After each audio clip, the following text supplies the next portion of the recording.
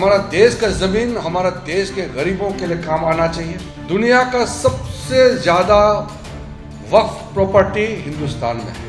वक्फ संपत्तियों को कब्जा करके जो लूटे जा रहा है, ये भी एक चिंता का विषय है। बाबा साहब भीमराव अंबेडकर का बात करके और उसी बाबा साहब को इन लोगों ने इंसल्ट किया, पहले भी आज भी कर रहे हैं। किसी भी देश के लिए सबसे महत्वपूर्ण देश का जमीन होता है और हमारा हिंदुस्तान दुनिया का सबसे ज्यादा जनसंख्या है, देश बड़ा है और इस देश में हर एक इंच जमीन अच्छी तरह से इस्तेमाल होना चाहिए।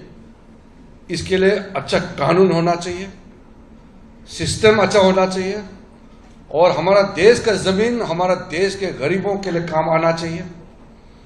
इसमें कोई विवाद नहीं होना है।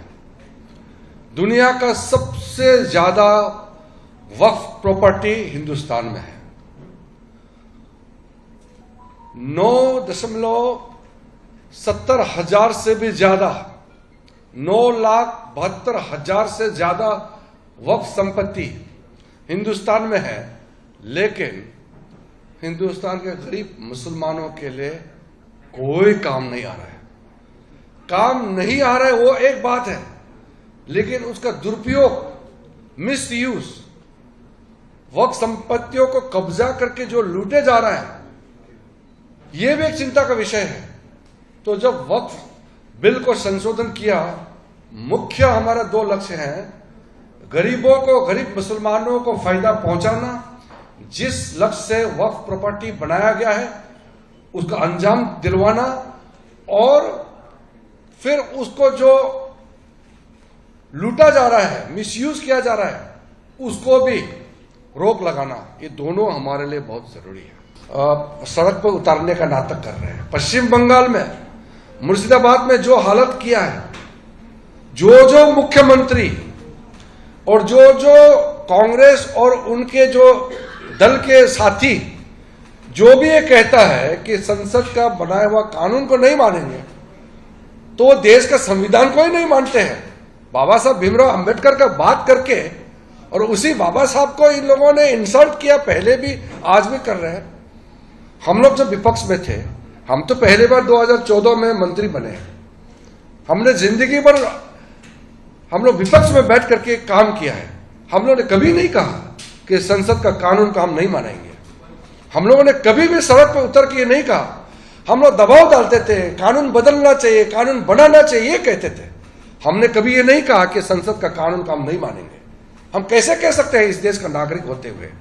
इसलिए ये लोग जो काम कर रहे हैं, ये देश को बहुत नुकसान पहुंचाने वाले हैं और ये गलत फहमी में ना रहे। मुसलमानों में भी बहुत बड़ा वर्ग के लोग, लाखों लोग आकर के प्राइम मिनिस्टर मोदी जी को धन्यवाद दे रहे हैं, थैंक यू बोलने के लिए आ रहे हैं। मेरे पास भी लाखों लोग आ रहे हैं। इसलिए ये गलत फहमी में नहीं रहना चाहिए कि सारा मुसलमान विरोध कर रहे हैं। कुछ मुसलमान जो गुमराह किया हुआ है और कुछ मुसलमान जो मुसलमानों को वोट बैंक ट्रीट करते हैं, वो लोग गुमराह कर रहे हैं, वो सड़क पर उतारने का नाटक कर रहे हैं। आम मुसलमान इस वक्फ संशोधन अधिनियम का समर्थन कर रहे हैं, स्वागत कर रहे हैं। इस पे कोई कंफ्यूजन नहीं होना चाहिए।